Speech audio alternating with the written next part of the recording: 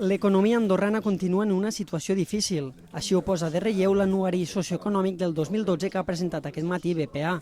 S'hi constata que el 2011 el PIB andorrà va caure un 2,8% en termes reals i acumula ja 4 anys de retrocessos. Segons l'anuari, això respon al desequilibri del model productiu andorrà i a l'escenari de crisi als països de l'entorn. L'FMI preveu una contracció de l'1,5% del PIB a Espanya i un estancament a França.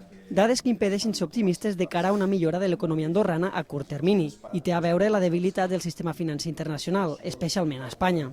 I les entitats, fins que no recuperin nivells d'estabilitat i confiança, difícilment tornaran a prestar empreses i famílies.